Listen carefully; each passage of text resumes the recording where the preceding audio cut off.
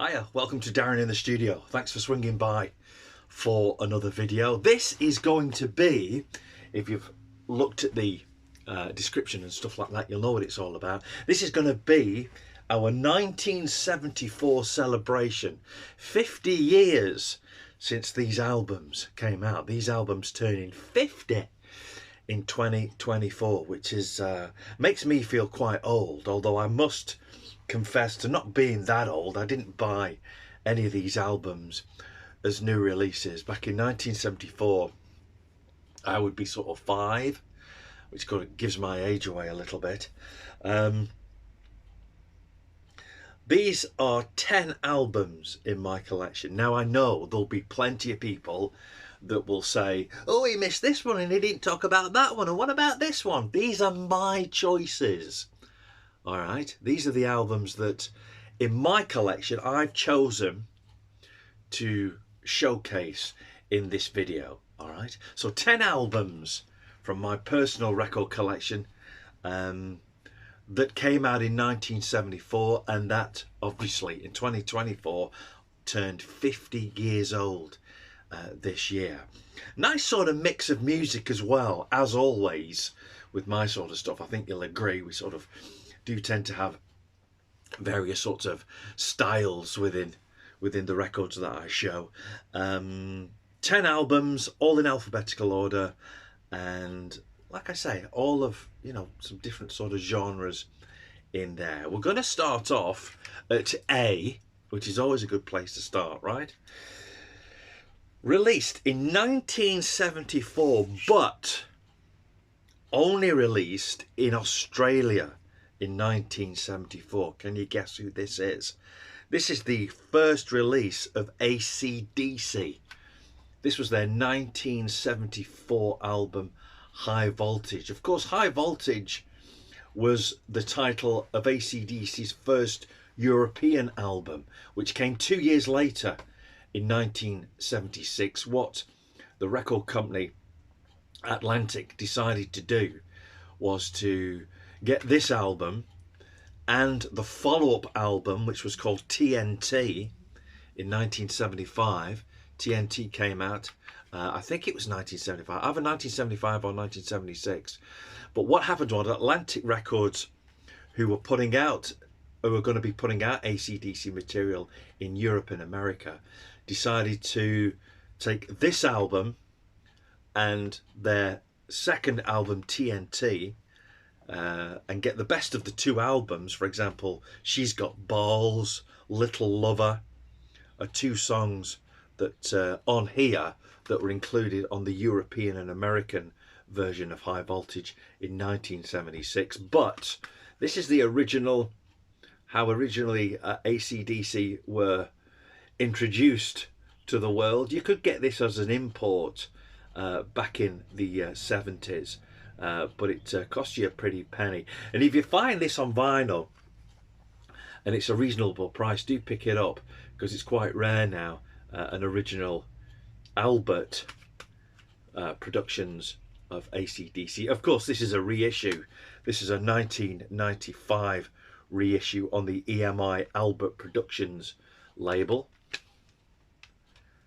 Of course, this was used for the European and American High Voltage as well. And these members, I don't think Phil Rudd played the drums, and I don't think Mark Evans played the bass on these recordings, because AC/DC sort of history is quite complex early on. AC/DC High Voltage, the original Australian release, 1974, turning 50 years old this year.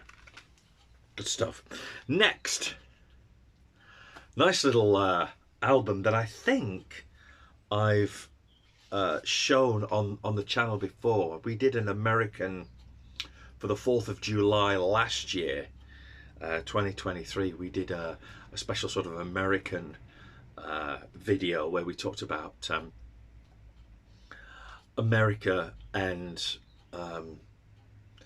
albums with America in mind, if you like. And this was one of those albums. This is Johnny Cash, and this is Ragged Old Flag.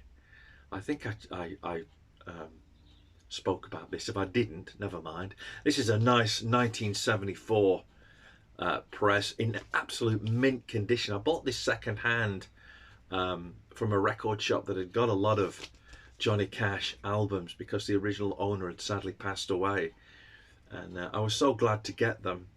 And they went to a nice home.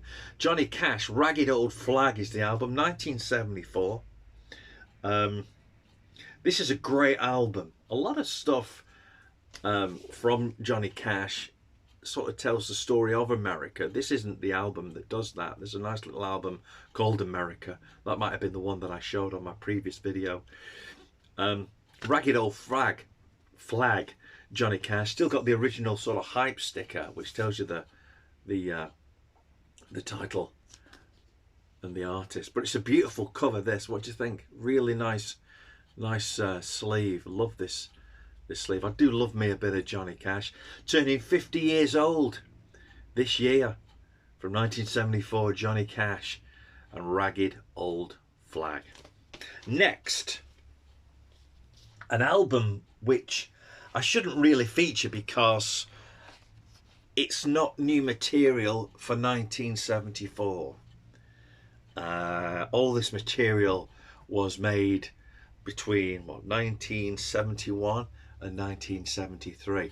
But this is one of my favourite greatest hits albums that I have in my collection. This is the original Alice Cooper Group's greatest hits from 1974. I love this artwork. This is probably one of my favourite album covers of all time, featuring really famous people. But what they had to do originally, they had people on this sleeve that were still alive. But I think it was the record company that said, we're going to have to use people that aren't with us anymore, that are deceased, so we don't have the... although Groucho Marx, I'm sure, would that be Groucho Marx there? I'm sure he was still alive in 1974. I'm not sure. Maybe I'm talking rubbish about that particular story. Anyway, the album cover features all these famous people. You got sort of Marilyn Monroe. That's not Marilyn Monroe. She's on the inside. Dirk Bogart and all this sort of stuff. You'll know who these people are. Let me know in the comments who these people are. You'll know better than me. And of course, the original Alice Cooper Group here. You've got Glenn Buxton, Dennis Dunaway, Alice Cooper, Michael Bruce, and Neil Smith on the end there. Great artwork. I'm not sure who did this art. Drew, it says there on it. It'll say somewhere who did the artwork, won't it? And on the inside of this, the inner sleeve also gives you a nice little shot of the band as if they were doing like a garage sort of speakeasy kind of show. All these famous people around. I think Marilyn Monroe's in here somewhere. Where is she? Oh, she's on this side. There she is. Lots of all famous faces. Really great album artwork. This, I love it. Let's see. Does it say who did the artwork on here? I'm sure it does. Drew. Illustration was by Drew Stuzan and Bill Garland. Really great. This is a nice little German copy from probably the late 80s. Nice little German repress. Alice Cooper's greatest hits, turning 50 years old in 2024. Released 1974. Next, here's another nice little reissue. These are the Eagles. This is the On the Border album.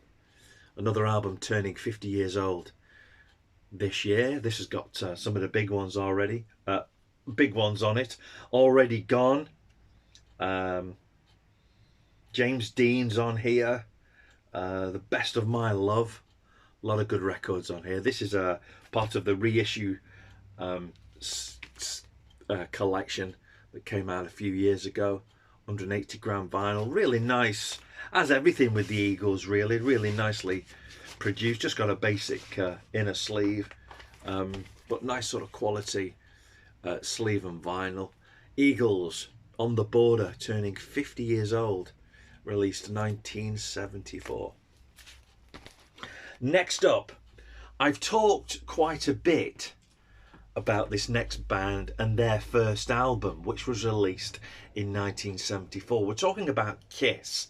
I'm not going to talk about the first Kiss album because earlier this year we did a special on the first Kiss album being 50 years old. So check out that video for that. But Kiss released 2 albums in 1974. Early 1974, of course, was the first album. And then later on in the year, they were back in the studio for their second album. And it was called this, Hotter Than Hell. This is a nice little German repress from the 80s. Hotter Than Hell, Kiss's second album. A lot of people think that these were always Japanese imports. They weren't. The artwork is like this wherever it was sort of pressed. Like I say, this is a German repressing from the 80s on the Casablanca label. Of course, originally this would have had the blue Casablanca original label, but this, of course, has got the tanned Casablanca pressings, labels. Made in Germany for Europe, with, of course, you'll have noticed the German Kiss logo. A lot of people say that the production on this wasn't very good. I don't mind the production on this, if I'm honest. It doesn't sound, the drums sound a bit thin and the bass is a bit thin, but maybe they'll put it back in the studio and do what Queen have done with their first album and give it a bit of a boost. Hotter Than Hell, turning 50 years old this year, released 1974. We just mentioned Queen, of course. Queen's first album came out in 1974, so let's spotlight something else. Sorry, 1973, Queen's first album came out, but their second album came out in 1974, as did their third album. They were very busy, Queen, in 1973 and 1974. From 1974, of course, this is the second Queen album. This is a nice UK repress on the Fame label, which I think are quite rare now. A lot of my records, of course, because I wasn't buying records in 1974, they're sort of represses, and I don't sort of mind that. And at the time, this would have cost, this would be on like a budget sort of label. This is on the, again, the tanned EMI label, but not the original label. Queen 2, one of Queen's, I don't think there's ever been a bad Queen album as far as I'm concerned. They were always a band that sort of broke the barriers, really, broke down different sort of styles, and were good to go with anything, really. Queen 2, like I say, this is my original. I would have bought this in the 80s at some point. Still got all the nice sort of artwork that was originally featured. Of course, you can't see it very well on this. Bleaches out a little bit. Queen 2, 1974, turning 50 years old this year. Nice little, like I say, nice little repress on the Fame label through EMI. And of course, Queen's third album came out in 1974 as well, Sheer Heart Attack. This album, nice little story about this album. This album was finished, completely finished, without the parts of Brian May. Brian May was very, very ill in 1974. He sort of became ill and was unable to work on this album until he got better. And what they did, what they were going to do, is they were going to, it was suggested to them rather, that they sort of put it out with a different guitarist, but they didn't want to do that. The members of Queen wanted to wait until Brian was well enough to finish the album. And that's what happened. On the track, which is called She Makes Me, Stormtrooper in Stilettos, it's John Deacon that plays the guitars, the acoustic guitars on this album. Nice record, great album. This, of course, a lot of big records on here. Killer Queen, Brighton Rock, Tenement Funster's one of my favourite tracks. Lily of the Valley, Flick of the Wrist, Now I'm Here is on here. Stone Cold Crazy, In the Lap of the Gods. A lot of good records, a lot of good songs on this. Queen, 1974, turning 50 years old. Sheer heart attack. Next, the Rolling Stones. Their 1974 album, It's Only Rock and Roll, but I Like It. This is a nice little reissue that came out sort of a 2000-ish, I think. 2009, I think that says. Very small writing. It's Only Rock and Roll, but I Like It. A lot of good records on here. Of course, the title track is on here. Dance Little Sister. Time Waits for No One is on here as well. Ain't Too Proud to Beg. Got a nice little hype sticker up here, which the Rolling Stones remasters It's Only Rock and Roll. On that sort of funny sort of, I don't know what these cases are called. They didn't really take off very much, did they, these different sort of CD cases. Rolling Stones reissue 1974 originally though. The album It's Only Rock and Roll, but I Like It. Next, another repress. This is quite a new repress. Recently came out. This is 2014 that these came out. 1974 originally though. This is Thin Lizzy's album called Nightlife. Originally issued in 1974, turning 50 years old this year. There's the lineup.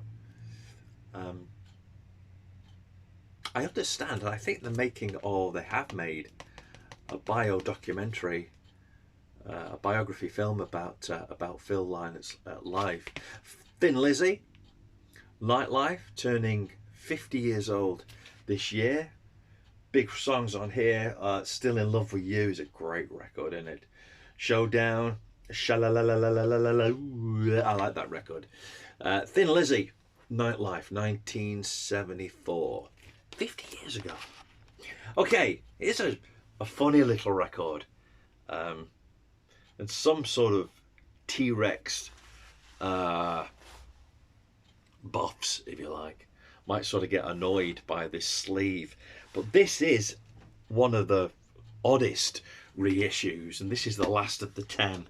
Released in 1974, the TRex album, which was called Zinc Alloy and the Hidden Riders of Tomorrow. But this is the 1983 version. What happened was John and Shan Bramley, who were like the custodial keepers of Mark's work back in the day, reissued the album. This is a double album. This is the double album reissue version of it. Includes an extra disc with other songs on it. All the songs are as originally was, but of course they changed the sleeve. This would be Mark in 1977. It's understood that this was the outfit that he was wearing when he died in the car accident. I'm not sure how true that is, but there he is at home with his jukebox. Of course, like I say, these photographs will be from 1977, but originally released in 1974, reissued 1983 on the Mark on Wax label. Mark Bolan, TRex, Zinc Alloy and the Hidden Riders of Tomorrow, released this year. 1974 now is 50 years old. Just show you the label. Really nice vinyl as well. These are original 1983 represses, really on really beautiful vinyl with the Mark on Wax label. And like I said, this comes as a 2-record set. Originally it would just been a single album with totally different artwork. Like I say, you have to Google, find out what the original album looked like. And this is the 12-inch single that came with it. The albums, the slider up to Dandy and the Underworld, were all reissued like this with different covers. Maybe I'll do a video about those and show you the covers of those. Zip Gun Boogie, Space Boss, Satisfaction Pony and Light of Love are the tracks on this extra record. But there you go, Mark Bolan, TRex, Zinc Alloy and the Hidden Riders of Tomorrow, the 1983 re-release of the 1974 album original. Turning 50 years old this year. What were the hits on this? Venus Loon's on here, Teenage Dream, a lot of good songs on here. It's a really nice sort of album, this. I do like me a bit of TRex. 50 years old. That's it. That's me 10 albums from 1974. All of them turning 50 years old this year. How about that? My next video, already got the records already. Next video is going to be 1984. We're going to be taking a look at some albums that are 40 years old. That's going to be in the next video. If you like what you see, remember to like, subscribe, hit the bell for notifications, all that kind of stuff, and tell your mates about this particular channel. It's always great that you swing by. We do like to hear your views and your comments in the comments section. If you've got any of these albums, you want to chat about them, let me know your favourite albums from 1974. Like I said before, these were my personal selections. I had a big list of albums and I only wanted to choose 10, so I had to sort of cut it all back just to 10 albums, but there were a lot more. Let me know your favourite albums from 1974. But until the next video, look after yourself, look after each other, and we'll see you soon in the studio. Ta-da.